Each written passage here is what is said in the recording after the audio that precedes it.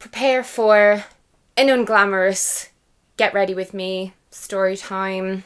Shit's gonna come out, pun intended. And hit the like button, or please comment if you relate to any of this, because this is a bit of a plea from me to you. I want to feel less alone. I hate this so much. Hi, my name's Katrina. And my name is Hugh. I'm Sarah. I'm Emma. And I'm Joe to you. Sitting on the toilet. Hello, darkness. Sitting on the toilet. Gluten-free bullshit cake when you're on the toilet, like rolling around trying to get a shit to come out of your ass.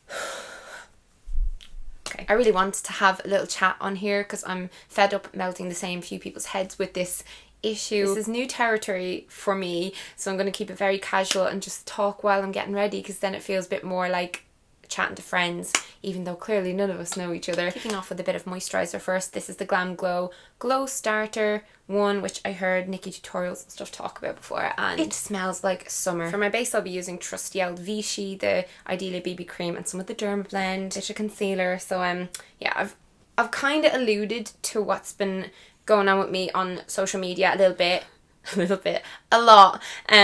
What I was not expecting though was the hundreds upon hundreds of responses that I got from viewers who experienced the same thing that I'm going to be talking about in this video. Aside from talking about bowel habits in this video, there'll be a little bit of discussion on eating disorder behaviours, so just a little trigger warning for that. To be fair, I would have been delighted if my body gave me a trigger warning before all this nonsense started happening.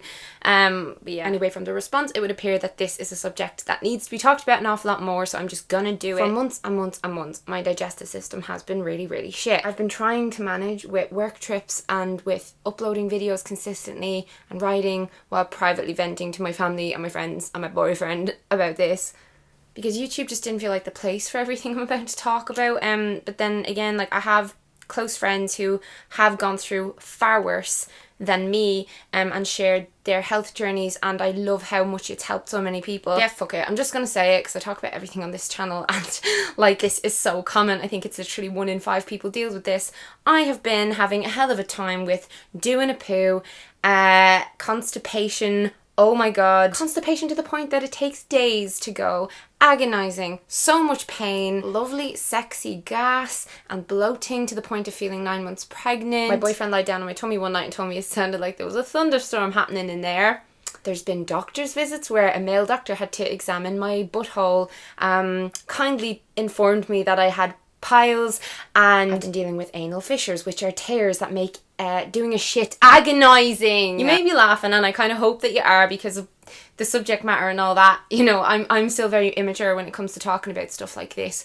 But seriously, this has massively decreased the quality of my life and has had me in tears. You know, when I went to my friend's wedding recently, I conveniently left out of the vlog, but that very morning I was in the doctor's office getting these little pellets that I had to shove up my bum. The morning after that wedding, I was in the bathroom howling, crying, sounded like I was giving birth. And I'm sure you're all very well aware that I'm really health conscious, so this has been a bit of a bitch slap in the face for me, you know. I've always had digestive issues. As a child, I would be in and out of the doctor. I was in the hospital a couple of times with constipation. There's one time, and I remember really vividly, I think I was 4 or 5, I was kept in overnight. They were giving me laxatives and I did a big shit all over my mother, and everyone loves to remind me of that story. But my dad and I had this joke when I was a child about my weekly bowel movements. Like, I could barely ever go to the bathroom. I did find out a lot of diet connections later in my life. I should have gone to the doctor sooner than I did with this. I've been very scared because in my family there's a lot of bowel issues. My grandmother died of, like, she had cancer all down that area. It was really, really far along as well. They didn't find it until she was dead. My dad had a really serious operation in that whole area. There's celiacs in my family, so people who are completely allergic to gluten, which is found in, like, bread and wheat. And a whole lot of members of my family have IBS, which I feel like a bitch about it now, but I used to completely snub at it and, like, roll my eyes. IBS stands for irritable bowel syndrome, and it's a common but rarely talked about functional gastrointestinal disorder that is not to be confused with IBD, which is a lot more serious, can be a lot more serious. And I used to think that IBS was one of those things that people would just like, I don't know, bitch and moan about. I know this sounds totally ignorant of me because I was very ignorant up until I experienced this. So long story short, my doctor told me that what I am experiencing is likely IBS, but that I have to get blood tests and see a specialist soon to rule out any further issues. So I will keep you updated. But when he described what IBS is, and then when I did more research on it afterwards, I was like, yes, that's definitely it. Let me powder my face and read out some common symptoms. So abdominal pain, altered bowel habits. So it can sometimes be diarrhea, or it sometimes can be constipation, or like switching between both. But basically, if you've always been one way and then suddenly things are really different, things look different, things feel different, then that would fall under altered bowel habits. Increased gas, so delicious burping and farting. Bloating, and I don't just mean the normal way that your tummy goes out after you've eaten a meal. It's literally like someone has like pumped up a big balloon inside you. Like I'll wake up and my stomach will feel fine, and on a good day, today is a good day, which is why I felt okay filming this video. I don't know, I just poke it and I can feel where the fat is and where like the inside tummy is, but when it's like bloated, I poke it and it's just this like big solid rock. Cramping is another symptom, like pretty bad cramping, and food intolerances. And I've talked plenty about my food intolerance with lactose, and also how I'm not that strict with it because of eating disorder recovery. So I don't know, like I know I have problem foods like red meat and things like that. Dairy products that have high levels of lactose always have given me issues, and yet in many cases I ignore that just so that I don't obsess over my diet. So the whole eating disorder recovery thing adds this whole extra layer of terror to what I'm experiencing right now, because the cause of IBS is apparently unknown. What they do know is that it's very linked with stress and anxiety. I think a lot of the time, I'm just going in with my NARS orgasm, I think a lot of the time I repress a lot of the stress I'm feeling because I kind of have to in order to get all of the jobs done on my to-do list and stuff. And I do live with a kind of constant underlying anxiety because I had an anxiety disorder when I was younger, and I tend to have this kind of constant low level anxiety, if that makes any sense. And then sometimes I'm like, oh, and then it's fine. But yeah, I've been reading up so much about this, and it's actually fascinating how linked your gut and your brain are together, and how so many health problems actually start with your gut health. Things like going on courses of antibiotics can throw everything out of whack, and I did have an antibiotic a bit before Christmas, and all this kicked off a little bit before Christmas. That's when this got really, really bad. So yeah, my doctor prescribed some stuff which had these big long lists of side effects. One was like a liquid stool softener, and just some little bits, and I just kind of wasn't keen on getting reliant or stuck on using that stuff. I did use the first course of it. He told me that with the type of IBS I'm experiencing that I need to eat more fibre. So he was just like, eat more fruit and veg. Like I feel like I eat a lot of that stuff. So I don't know. I'm meeting with a health and lifestyle coach soon, my friend Maria, and she's going to go through a whole bunch of stuff with me. But yeah, IBS is basically treated through lifestyle changes, diet modifications, and then medication in certain situations. Oh bitch, I still have not replaced my MAC Beaming blush. I still have a little itty bit in there though. We're going to use this whole thing up. I'm not wasting no money. Just to highlight my cheeks and stuff. Yeah, the reason I'm so frustrated with this is because you all know I look after myself. Like I exercise, maybe not as much as I should, but you know, I do. I walk, I'm conscious of what I eat, but I also travel a huge amount, and you know, going on and off airplanes all the time and staying in different countries with different time zones, with different food, and eating at different times all the time, it throws everything so off, and I have a feeling that's been contributing a lot to it. I'm just going to put on my sexy sienna lippy from Charlotte Tilbury. But yeah, something I'm really realising is how massively linked everything is. So, like, you'll often notice that someone who has struggled with depression at some point in their life or anxiety tends to kind of be more likely to struggle with an eating disorder and health issues and autoimmune problems and all that kind of stuff. Everything is so interlinked, and I'm just realizing that now, and realizing the extent of that interconnectedness and how it kind of all can carry forward. Like, if you struggle with something, it will likely, I don't know, manifest in different problems that you have. And it's just, again, it makes me put things in perspective and be very grateful and like feel very lucky that things are not worse. And I think that's a valuable thing for anyone to do. But at the same time, it's just making me not take stuff for granted, because I'm realizing how quickly something can change and shift. And, you know, pictures will often come up in my Facebook memories of like times just a couple of years ago, and in that meantime X amount of people that I love have gone through some big huge health scare or big huge operation, and it's, oh god, I'm hoping that what I'm experiencing is not anything worse. I'm getting all sorts of stuff checked, like thyroid, and getting more food intolerance tests and stuff like that. But yeah, this is where I wanted to go into the food stuff. So I was researching about IBS and talking to a lot of other people in my family who have it. I've got aunties and cousins and all sorts of people close to me who have IBS, and a lot of my viewers have IBS too, and the same thing kept coming up in every Google search and every conversation, and that was the low FODMAP diet. And the second people said diet to me, I was like, I'm gone forever. Diets, I don't do diets. Using my trusty old Wanted palette by NARS, just to make myself look more away. I get that low FODMAP isn't a diet in the traditional sense, in that it's not meant for weight loss or anything like that. It's for managing the IBS symptoms. But it doesn't matter. When I hear the word diet, I immediately think restriction, and I was just freaking out that, like, I just did so much research and all the forums were saying that this really does help calm things down. And you can Google low FODMAP if you want, and I'll leave a link down below to what it is. This here is a big list of the food that you are supposed to stick to on it. And I already do my best to avoid lactose. I'm pretty close to being vegetarian. I don't eat very much meat at all. Used to be vegan, you know why I gave it up. And yeah, like, I'm already pretty good with sticking to this list. But you'll notice that there's one big thing that is not allowed on low FODMAP when you read up about it. One very important part of my life, my favourite thing in the whole fucking world, gluten. Gluten, one of the things that I spent a lot of time and money and energy on with therapy and whatnot, to just get myself to a place where I felt safe enough to eat it again after having orthorexia.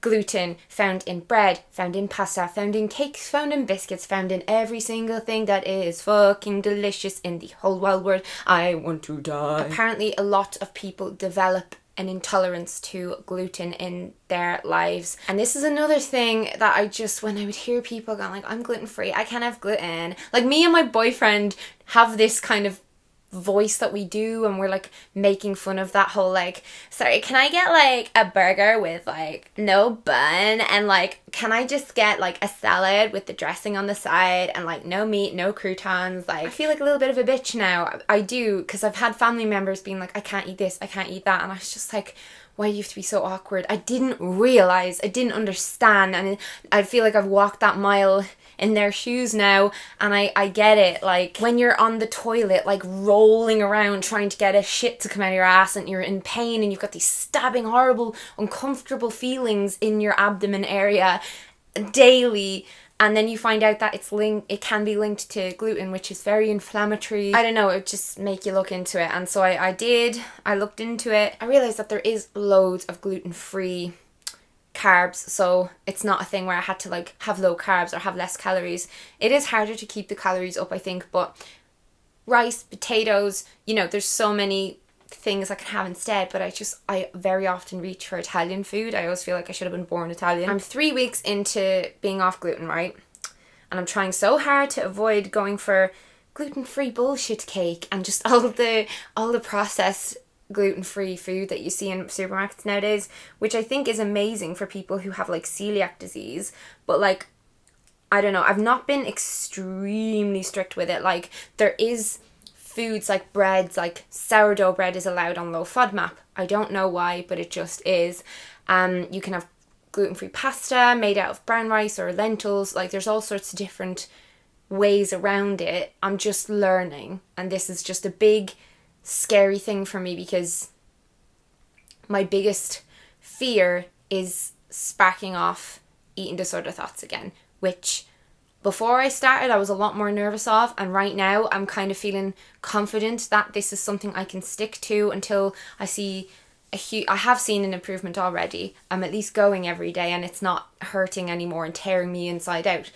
That's good progress. However, I don't feel completely back to normal yet, and I just want to see this through. I want to do it at least for 6 months. But it's just so fucking hard. Like, porridge oats are often very contaminated with gluten, so I have to buy these special stupid gluten-free oats. And I realised, like, say when I stay over with my boyfriend and you know, he's in a campus and there's a canteen there, a lot of the food is fried in batter, in breadcrumbs. Like, it's in nearly everything processed. It's in stuff that you wouldn't even think that it's in. Like, some crisps which are made from potato have wheat starch and wheat stuff in them, and it's the whole need to read labels again is bothering me. I was so away from that. I was so away from being aware of things. I was just like, once I'm having X amount of fruit and veg a day, and there's a protein source and a healthy fat source in my meals, and I was kind of focusing more on those things, like those bigger building blocks, than like knowing or caring too much about what was in things. And it's a lot harder than I thought it would be. And I don't know, I don't want to sound like I'm complaining, like, God, I'm lucky enough that I can afford food, and you know, it's, oh, my choices are so limited. But you know, like, I love food. Food is my life. You know this. And you might have noticed that I've really stopped doing the food diary videos, and that's just for the time being. I don't feel comfortable with it. One of my lovely viewers on Instagram or Twitter, I can't remember which it was, wrote this amazing comment about, like, they also have IBS. They mentioned not seeing it as losing gluten, but as gaining health. For now, anyway. I don't know if I have to stay off gluten forever, because we're not 100 million % certain that this isn't something else. But it is helping, and I feel healthier. I hate admitting that, but I do feel better. I feel more energetic is the main thing. I feel like I'm a lot less tired. Really weird side effect that I wasn't expecting. Thinking in that way is kind of stopping me from bursting into tears every time I realise I can't eat a fucking poxy sandwich. I was out with Thomas one day and I literally did burst into tears because we were looking for somewhere for me to eat. And because he's vegetarian anyway, that already kind of limits us from certain places. But I was just like, I can't eat in any of these places. And I just looked at him and just, my eyes welled up like a stupid little baby that just fell over. I don't know. I do have a right to feel upset. Why is it that I'm telling myself I can't? Like, it's affected me a lot. A lot of the time I live in a really small room with my boyfriend, and you know, just being constantly feeling farty and having to fill him in on my toilet habits. That I have to fill him in, but I have to say what's on my mind. Like, if I'm really upset and just off, I feel like I have to say it. And he does make me feel really comfortable with it. Like, he makes lots of jokes, and I was very worried that going gluten-free would really interrupt my relationships and stuff. And in a way, it really has. Like, Thomas and I and my dad and my brother and I, we all love to go out for food. And, you know, we have our favourite restaurants and we'll go out, and I'll just sit there and watch as they eat cheesy garlic bread and all sorts of stuff that I love that I would usually want to order when I eat out. And feeling like I can't is making me feel limited and restricted again. And I associate that so much with that really dark time of my life when I had eating disorders, which I talked a lot about in my book. I have got videos on it as well, in case you're new here. But I'm thinking about, you know, dates and Christmas and travel and parties. Like, I'm going to have to be so much more prepared. I'm going to have to pre-plan and, you know, look up menus, and it's just a shit buzz. It just is. Like, I like to just live in the moment, and this kind of stops me from feeling like I can do that. But again, I always go back to, it could be much worse. It could be much worse. This is something I can live with, and this is something loads of you guys live with. There's loads of supplements actually that have been helping. I have been taking, on recommendation from some of you, peppermint oil capsules. I've been drinking a lot of peppermint tea. I've been taking probiotics. So you can buy different types of probiotics in health food stores. There's like chewable tablets, there's sachets that includes fiber you can pour into water and mix in. I've been taking psyllium husk, I think it's called. And in general, I'm sticking to a low FODMAP diet, and there's certain things I found that I think do have a good impact on my bowel habits, like pineapple and olives and raspberries, and I've had a nice Irish reintroduction to the wonders of potatoes and all the different things you can do with potatoes. But yeah, I can have dark chocolate, I can have, you know, a glass of wine, and it's not ruined everything, but it's, if you look up the FODMAP diet and the things you can't have on FODMAP, low FODMAP, you'll know what I mean. Like when you read the extensive list of things that are off limits, then you're like, oh, so I'm just trying not to look at that. I'm trying to just focus on what I can have. Yeah, again, if you do have IBS or IBS symptoms yourself, comment a green love heart down below alongside any tip, meal idea, anything like that, because it would really help me and it would help all of the other commenters and viewers and stuff. It feels really good to get that off my chest. Essentially, I just want all of you guys to not feel so ashamed if you're struggling with this as well, because it is so common, as I've discovered, and your feelings are valid. I am a little bit scared because I feel out of control and I don't know the exact reason or cause. I hate when there's something that I can't fix. Having to care about the things that I'm eating and stuff like that, but at the end of the day, if you do have to like adjust your lifestyle a little bit for having better bowel habits and doing more exercise and, you know, all that kind of stuff, managing stress, huge part of it. I think a side effect of this is just going to be better overall health for me, not just fixing this issue. I want to get you guys hyped about health and looking after yourselves and feeling good, because Jesus Christ, there's nothing more important in life than being healthy and being able to be in a good place so you can spend time with people you love. People you love are what is the most important, and unless you're well and they're well, that experience can't be optimal. So this was a weird video. I ain't gonna go, but I hope this was enlightening or helpful in some way, and thank you for watching, and thumbs up if you liked it, and I'll see you again really soon. Bye guys.